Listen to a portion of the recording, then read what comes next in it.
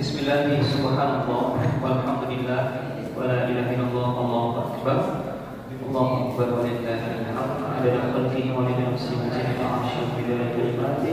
A'udzu billahi minasyaitonir rajim. Bismillahirrahmanirrahim. Syahrul Ramadan alladzi unzila fihi al-Qur'an hudan lin-nas wa bayyinatin minal huda wal furqan. Qala ta'ala a'udzu billahi minasyaitonir rajim. Ya ayyuhalladzina amanu kutiba 'alaikumus shiyam kama kutiba 'alal ladzina min qablikum la'allakum tattaqun. Man qama ramadhana imanan wa ihtisaban ghufira lahu ma taqaddama min dhanbihi. Para bapak, para ibu, saudara semuanya yang dimuliakan Allah Subhanahu wa taala, pertama-tama marilah kita senantiasa panjatkan puji serta puja syukur kita kepada Allah Subhanahu wa taala. Alhamdulillah, di malam yang kedua ini kita masih diberikan rahmat dan karunia dari Allah Subhanahu wa taala, bisa melaksanakan ibadah harian kita, rutinitas aktivitas kita selama bulan Ramadan. Insyaallah mudah-mudahan istiqomah sampai 30 hari ke depan. Dan mudah-mudahan ridho dari Allah Subhanahu wa taala. Salat serta salam kita sampaikan kepada Nabi besar Nabi Muhammad sallallahu alaihi wasallam. Para bapak saudara semuanya, ajaban lil amril mu'min, menakjubkan daripada perkara orang-orang beriman. Jadi kalau orang beriman itu selalu ada kekhususan dari Allah Subhanahu wa taala. Salatnya mendapatkan pahala dari Allah, walaupun dia tertatih-tatih untuk salat. Bahkan ada kisah yang menyatakan bahwasannya ada seorang sahabat ketika dalam satu majelis Rasulullah SAW senantiasa bermajelis dengan para sahabat, dikatakan, wahai ya Rasulullah, saya ini sebenarnya malu mau nanya. Sampai Rasulullah ini juga malu menanyakan balik kepada sahabat yang bersangkutan. Jadi ditanya lirik sampai benar-benar sahabat yang lain tidak dengar. Apa itu pertanyaannya? Ya Rasulullah, kami ini tiap hari sholat. Bapak Ibu perhatikan redaksinya. Sholatnya zaman Rasulullah, zaman sekarang dibanding ke, ya Pak ya. Jadi sahabat ini risau dengan zaman dulu, sudah merasa risau dengan sholatnya. Apa kata sahabat? Ya Rasulullah, pertanyaan ini tidak batas saya tanyakan kepada engkau ya Rasulullah. Apa itu? Ketika itu ditanyakan, ya Rasulullah, kami sholat tapi pikiran kami melayang. Kami sholat, pikiran kami dunia. Kami sholat tapi tidak ada konsentrasi pada Allah Subhanahu wa taala. Lantas sahabat yang lain malu-malu untuk menanyakan hal yang sama. Perasaan mereka juga sama. Perasaan mereka juga sama. Mungkin 1400 tahun yang lalu dirasakan oleh sahabat, kita rasakan hari ini. Betul Pak? Betul ya? Ibu-ibu betul? Wah, kadang-kadang saya ada tadi banyak banget full ibu-ibu, karena baru tahu hari ini sudah waktunya kita harus ngumpul ya. Kemarin masih ragu-ragu ngumpul karena nunggu isbat ya. Yang kita rasakan hari ini dirasakan oleh sahabat zaman dulu, cuman beda. Lantas Rasulullah SAW terdiam, kemudian keluar air mata ya. Keluar air mata Rasulullah SAW terkait sahabat yang bertanya ini. Kemudian Rasulullah menjawab bahwasanya engkau sudah berusaha, maka sholatmu dilihat oleh Allah Subhanahu wa taala atas usahamu, walaupun engkau dalam kondisi tidak konsentrasi. Kata Rasulullah. Seketika itu sahabat yang lain merasakan getaran dari apa yang disampaikan Rasulullah. La yukallifullahu nafsan illa wus'aha. Jadi kalau kita sudah rukuk sujud tiap hari pagi dan petang menyembah Allah, terus gak konsentrasi juga Bapak Ibu Saudara semuanya, sahabat zaman dulu 1400 tahun yang lalu sudah merasakan. Maka selemah-lemah iman kita adalah usaha untuk datang ke masjid. Usahanya itulah yang dibalas oleh Allah Subhanahu wa taala, walaupun pikiran kita melayang-layang, tidak konsentrasi. Begitu mulianya Rasulullah SAW, begitu bijaknya Rasulullah SAW menyampaikan hal ini. Bahkan kata Rasulullah SAW, setiap sendi-sendi dari kita ini dikelilingi oleh syaitan minal jinnati wan nas.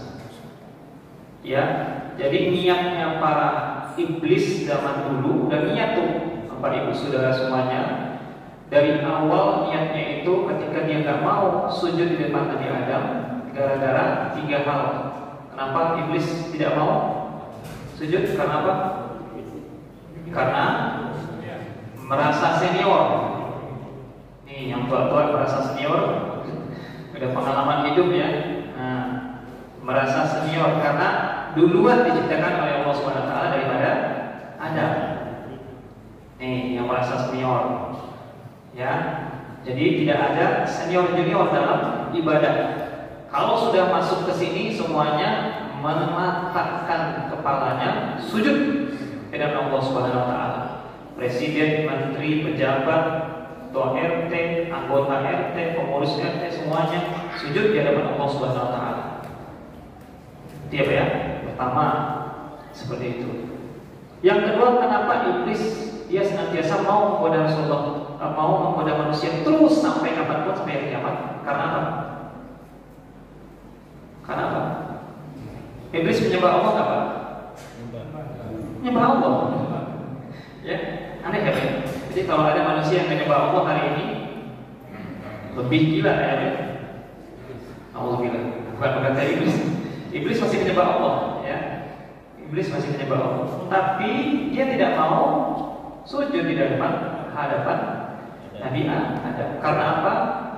Merasa mulia. Ini hati-hati Bapak Ibu Saudara semuanya yang sudah punya banyak amalan, hati-hati. Ya, semalam sudah diceritakan sama Ustaz Sahdan, tahadus bin nikmat itu bisa jadi bagian daripada riya. Hati-hati Pak. Bagian dari sum'ah. Riya itu apa Pak? Dia itu ingin dilihat. Ya, semua amalan tonjolan-tonjolan. Kalau perlu orang lain nggak tahu. Sum'ah cerita, ingin didengarkan orang. Hati-hati banget. Apalagi sampai ke tingkatan yang lebih daripada 2 ini, yaitu takabur, sombong. Iblis saja dia menyembah Allah, tapi dia tidak mau karena merasa mulia, tidak mau menyembah yang namanya atau sujud di hadapan Nabi Adam. Maka Bapak Ibu Saudara semuanya, ini adalah strategi iblis. Niat mereka semuanya untuk menggoda manusia agar tidak sholat, agar tidak puasa, agar tidak melaksanakan ibadah rutinitas harian. Godaannya luar biasa Pak. Apalagi kalau kita jumlah banyak seperti ini masih semangat. Tapi kalau sudah sendiri, sudah wassalam. Maka dengan segala nikmat yang Allah berikan kepada kita semuanya hari ini, jadi perkara semua orang beriman itu sesuatu yang sangat luar biasa di mata Allah Subhanahu wa taala. Walaupun kita sholat dalam keadaan tidak konsentrasi, walaupun kita dalam keadaan tidak fokus, lalai, pikiran melayang kemana-mana, tapi usaha kita untuk meramaikan tempat yang mulia, yaitu masjid, kemudian di bulan yang mulia, yaitu bulan Ramadan, kemudian Al-Quran diturunkan di bulan yang mulia juga, di mana malamnya adalah malam yang mulia. Inna anzalnahu fi lailatul qadar. Untuk itu Bapak Saudara semuanya, di balik semua keajaiban itu, saya tanya kepada Bapak dan Ibu semuanya, kenikmatan apa lagi yang kita mau dustakan? Semua Allah sudah berikan. 31 kali Allah menyampaikan di dalam surat Al-Rahman, 31 kali. Puncak daripada semua yang Allah berikan itu, tahu gak Bapak Ibu? Sehat sudah, karir sudah, punya anak sudah, punya pasangan sudah, apalagi harta banyak sudah. Tahu gak? Ar-Rahman artinya apa Pak? Ar-Rahman apa artinya? Yang Maha Pengasih, nggak pilih kasih. Semua Allah sudah kasih kepada kita semuanya. Semua apa yang Allah kasih. Walaupun perantaranya manusia ya. Kita pengen lihat mall, ada dibangun mall sana. Kita pengen lihat mobil bagus, ya mampir ke Dubai dulu umroh.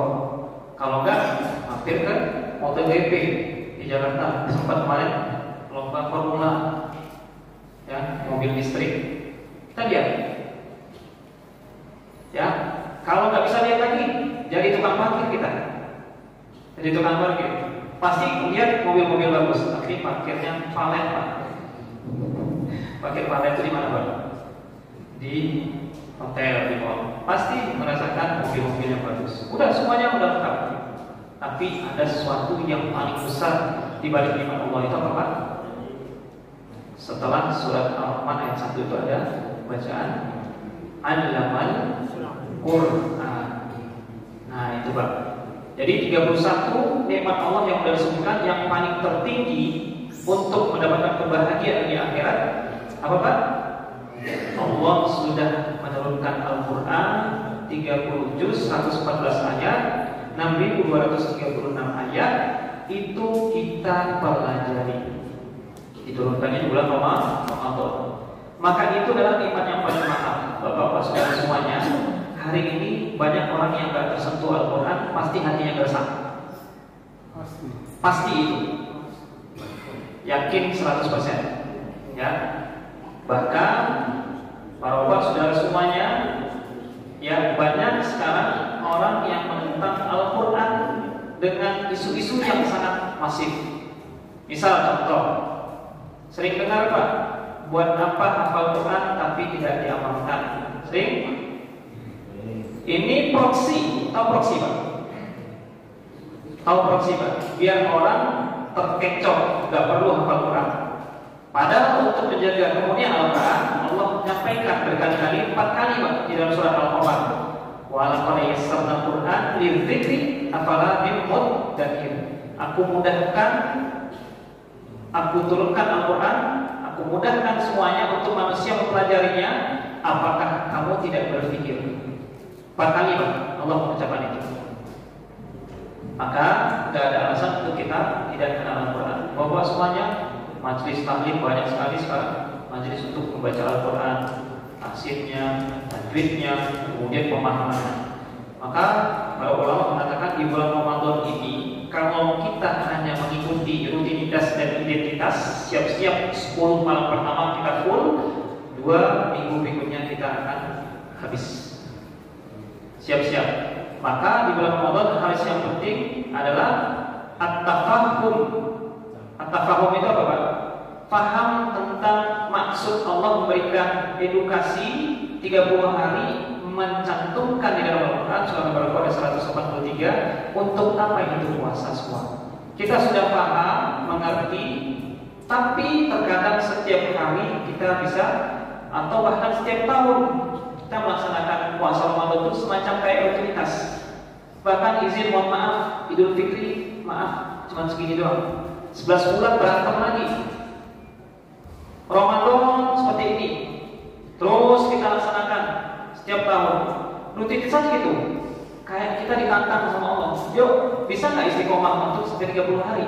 Ternyata enggak, terus menerus seperti itu. Dibuat terus digoda oleh setan, iblis, dan jin, dan tiwan bernas. Maka para guru-guru kami mengatakan bahwasanya kekuatan manusia itu hanya di dalam diri. Dengan senantiasa dikatakan kepada Allah SWT, ala bidzikrillahi tatma'innul qulub. Senantiasa ingat Allah. Ingat Allah kapanpun dimanapun kita berada. Jangan sampai hari-hari kita hilang daripada mengingat Allah. Walaupun kita berada di tempat yang kotor sekaligus. Alhamdulillah, subhanallah. Mudah-mudahan ya semua yang Allah berikan nikmat yang Allah berikan kepada kita semuanya yang paling terbesar Al-Quran ini bisa kita pahami dengan baik dan bisa hafalkan, bisa kita baca, bisa kita pahami, kemudian kita amalkan seluruh dan sendi-sendi kehidupan kita. Insya Allah. Makanya Bapak saudara semuanya, salah satu keistimewaan bulan Ramadan adalah yaitu bulan Al-Quran, Syahrul Quran, Syahrul bulan di mana Al-Quran diturunkan dengan step by step terus sehingga kita semuanya bisa mempelajarinya kapanpun. Dan Allah sudah memberikan garansi, Allah mudahkan kepada kita semuanya. Nah, hari ini ada salah satu ustaz kami membuat satu terjemahan, ya, terjemahan Al-Quran bahasa Jepang, ya. Silakan Bapak Ibu saudara semuanya yang punya saudara di Jepang bisa di di-share di sana. Karena orang Jepang hari ini Pak lagi mencari orang-orang luar negeri yang butuh tenaga orang-orang luar negeri. Karena apa Pak? Mereka sudah child free. Apa child free Pak? Tidak mau bikin anak. Udah nggak mau bikin anak. Maka nggak aneh kalau di bawahnya itu Jepang itu Pak, kalau di bawahnya itu ada toko jualan, di atasnya prostitusi. Ya, di sini siapa yang pernah ke Jepang? Udah ya? Belum ya? Nah, prostitusi Pak. Ya, kami dapat cerita dari guru Jepang yang kebetulan magang 6 bulan di sekolah kami. Jadi tahu cerita-cerita kegelapan di sana. Ya, hebatnya kita Pak, nggak berani nyentuh itu orang selama 6 bulan awet masih perawan. Itulah hebatnya orang Indonesia. Colek aja nggak berani karena kita punya adat timuran yang sangat luar biasa. Kalau di sana Pak, waduh, sudah langganan. Bawahnya toko jualan mie, gado-gadoan apa segala macam, gacoan kayak gitu. Di atasnya seperti itu. Jadi child free Pak, orang nggak punya anak lagi. Maka TK, SD sudah tutup. Nih 4 tahun belakang ini udah nggak ada lagi. Ya, nggak ada lagi yang namanya SD. Maka butuh pekerja-pekerja selain robot, maka dipanggillah orang-orang di Asia Tenggara yang benar-benar kerjanya itu luar biasa. Apalagi di Indonesia. Kerjanya sederhana, tanam padi, ambil sayur, kemudian teknologi kekinian yang sudah rapuh dengan mobil Tesla ya Pak, listrik udah hilang semuanya, sehingga semua mobil yang berbahan bakar fosil sudah mulai habis di Jepang, sehingga mulai penurunan produksi. Untuk itu Bapak Saudara semuanya, maka kita mesti bersyukur banget kepada Allah Subhanahu Wa Taala. Hari-hari kita diberikan keajaiban oleh Allah Subhanahu Wa Taala, bisa menikmati udara di Indonesia yang damai, tentram, kemudian bisa melaksanakan ibadah hari-hari kita, tinggal kita poles terus setiap hari, setiap kapanpun, setiap detik sampai wafat, menghinggapi diri kita masing-masing. Mudah-mudahan ada manfaat untuk kita semuanya. Ceramah singkat ini untuk nafsi dan untuk kita semuanya. Mudah-mudahan sekali lagi kita jaga keluarga kita, diri kita dari siksaan api dan neraka. Bermula dari dunia ini. Dunia ini adalah milik kita semuanya untuk menuju akhirat yang sangat luar biasa. Maka doa yang dipesankan terus, doanya apa Pak? Hafalkan terus, Allahumma inni ala dzikrika wa syukrika wa husni ibadatik. Yang kedua, Rabbana la tuzigh qulubana ba'da idh hadaytana wa hab lana min ladunka rahmah innaka antal wahhab. Al-Imran ayat 6. Ya, Bapak baca nanti. Kemudian doa berikut, Allahumma innaka afuwun tuhibbul afwa fa'fu anna. 3 ini dijawabkan. Kapan bacanya Bapak Saudara Ibu semuanya? Dibaca setelah sahur atau imsak menjelang azan, kemudian sebelum maghrib. Mudah-mudahan dikabul sama Allah ya. Amin. Yang penting kita istiqomah, terus manfaatkan waktunya sebaik-baik mungkin. Mudah-mudahan kita bisa sampai ke Allah Ta'ala.